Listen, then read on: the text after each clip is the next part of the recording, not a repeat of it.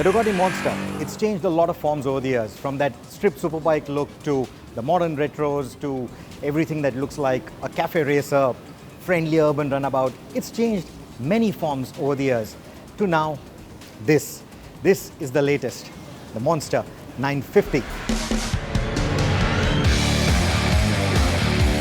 Now this one, what makes it special is that it looks more like a stripped down Panigale V4 compared to the more friendly Super Sport 950. Of course, that has a lot to do with what it does with the frame. It has swapped its iconic trellis frame for a new monocoque. So why has Ducati done that? I think that's a good spot, that's a good topic to begin on.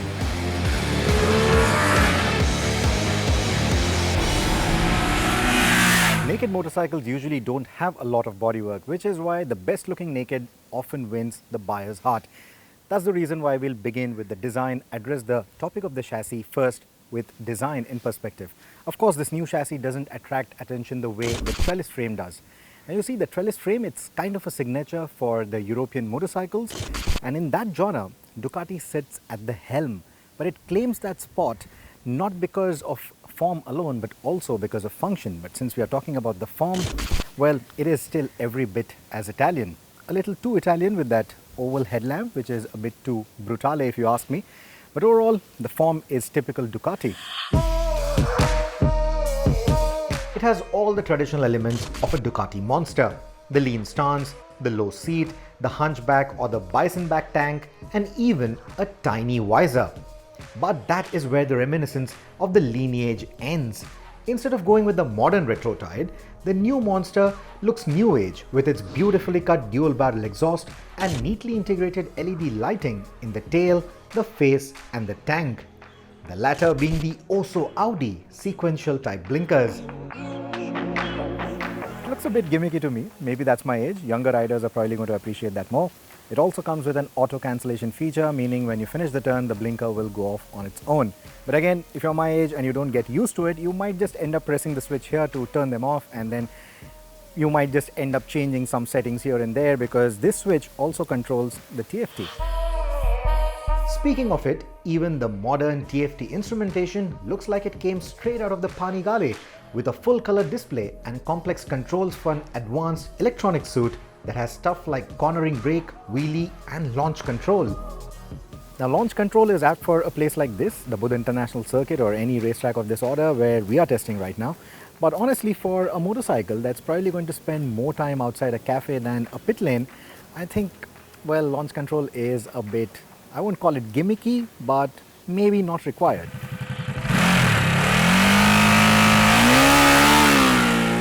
Now, if you were to use it, you will still have to manually dump the clutch, but I think for this middleweight kind of power that this motorcycle has, the manual use or the manual launch is far more intuitive than this assisted one. But then, to each his own, I guess. Now let's talk about the chassis again with respect to the function. It attaches to the top of the engine, the subframe attaches to the rear part of the vertical cylinder, and the swing arm attaches to the bottom. Now this setup essentially is quite compact and makes the Monster nimbler than before. The sharp handling character of the Monster that everyone has loved so far, that is safeguarded if not better, but the agility or the light feel, that is more than welcoming, especially at speed. So if you're one of those riders who are probably looking to stretch beyond a Triumph Trident or a Triumph Street Triple to get the Ducati Monster as your first big motorcycle, I think you're definitely going to appreciate the agility that the Monster 950 now brings to the table. It is the pursuit of this friendly character that pushed Ducati to let go of the trellis frame, and the benefits are welcoming. To add perspective, this frame setup, which comprises of an aluminium main frame and a glass fiber reinforced polymer at the rear, it might look and sound plasticky, but it's actually quite strong. Now this setup is 37% lighter than the trellis setup of the previous Monsters. So that is clear weight advantage. Add to it the lighter wheels, the lighter engine, the lighter swing arm, and the new Monster is actually 18 kilos lighter than the outgoing 821. That puts it in the same weight zone as something like a 790 or an 890 Duke. Around the winding roads or while simply navigating through traffic, the Monster won't feel like a lot of work, especially when compared to the Kawasaki Z900 or the BMW F900R. It still isn't as nimble as the Triumph Street Triple R though, nor does it feel as flexible on the engine or the suspension departments. If you want the Street Triple or 790 Duke levels of sharpness but with the grunt of a Ducati twin, the upcoming Street Fighter V2 could be your cup of tea. The bike that you see here is the Plus variant, which is the range-topping variant for the Monster, and for the additional money it gets you this rear cowl and this little fly screen. But it doesn't get you adjustable suspension, and that's a bit of a downer if you ask me at this price. Now out of the box, the stock suspension, it doesn't feel like a budget suspension or an entry-level suspension. It has that nice oil feeling to it. It's got a progressive damping. The rebound is also quite predictable. Now around the racetrack here, braking hard for some of the tighter corners, there is a fair bit of dive, but out on the road I don't think it's going to be a big matter of worry. You may have to still slow down for the harsher stuff, but when it comes to poor road conditions, potholes, there is enough suspension travel, and there is a massive 202 millimeters of ground clearance. That's almost adventure bike territory. Should you take a pillion on your rides, you can also adjust the preload for the rear. That's the only adjustment that you get on the suspension. As far as the seating goes, the standard seat height is 820 millimeters. You can also get a lower seat which is 800 millimeters, and then you have a lowering link as well, which will bring down the height to 775 millimeters. That's quite low, so it should ideally fit most riders, males as well as females, and I think that is a very good design that Ducati has managed with the new Monster. To that effect, they've also reduced the height of the foot pegs. They are further down by about 10 millimeters, and the handlebars have been tucked in by 65 millimeters. So essentially what they've done is, for shorter riders as well as tall riders, there's enough room, there's enough reach. It doesn't feel like you're having to stretch out for the handlebars. So the overall ergonomics of the motorcycle actually fits a much wider range of riders now, and I think that's a very good thing. 360 degrees. On the track though, the lowered foot pegs did scrape quite often, and without the feelers on them, it could get a bit unnerving for newbies. But on the street, it isn't a matter of worry. With the elevated tank, the rider's seat has a bucketed feel to it, like most Ducatis. And while day-long rides are doable, the Monster's intent is more urban than touring. But there is a touring mode alongside the sport and the urban modes. And all these will alter the throttle response and the level of electronic intervention. The Monster 950 feels like, well, a playful pocket monster. It will ensure that it will take you from point A to point B with a smile inside your helmet. The throttle response is crisp, that engine delivers power in a very enthusiastic manner. And then there is the brilliant electronics package, which, like most modern Ducatis, is just perfectly tuned.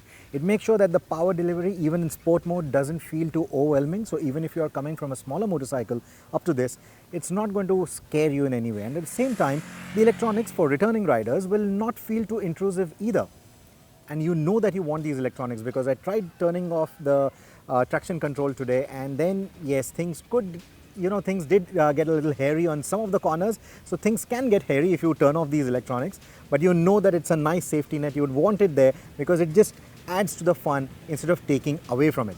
It also gets a bidirectional quick shifter, which is standard across the range, and it does feel a bit clunky at times, but I think it's more to do with the character of the engine and not so much to do with the tuning of the quick shifter itself.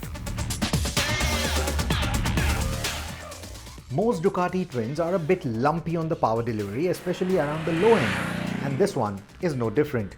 But the new engine is tuned to offer 20% more torque around the 6000 RPM mark, and the peak torque is also available earlier than the 821, helping the Monster pull effortlessly even if you are in the wrong gear.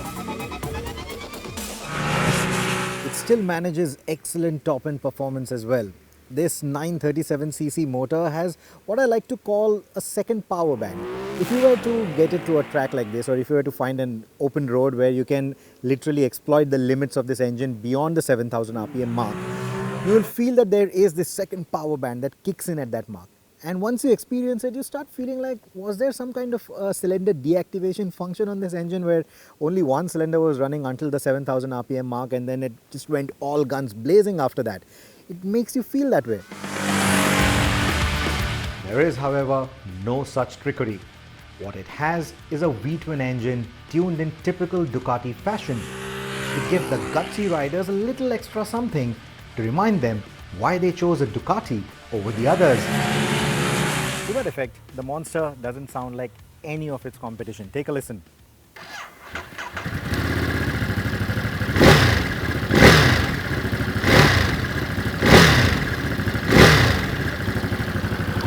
This is the same engine that we've also sampled on the Multistrada 950, or the Multistrada V2 as it's now called. And because of the lighter application that it has now with the Monster, it is also one of the quickest applications of this engine. It goes from 0 to 100 in this package in 3.5 seconds. That's only a whisker slower than the Multistrada V4. We didn't get a chance to test the motorcycle in the urban environment, so I can't really comment much on the Monster's heat management. But what I can definitely assure you is that the Monster will be a hoot to ride in the urban environment. And negotiating even the tiniest of gaps is going to be a lot of fun. Just as you would expect of a Monster if you are a returning rider. The Monster 950. It is different than its predecessors in many ways, but I think it still deserves to be a part of that lineage because it still sticks true to the philosophy of the original, look and feel like a stripped out superbike. A cracker of an engine, a friendly new chassis and a handsome new design. I think that is how I would like to sum up the Monster 950. Of course, it is priced on the higher side like most Ducatis are, but I think it is still worth considering if you're looking for a quick middleweight naked that also looks and feels premium. Of course, if you were to line up all the test rides with its competition, I would definitely urge you to take a longish test ride with this one because like most Ducatis and most things Italian, this is going to be an acquired taste that's going to be very different than its competitors.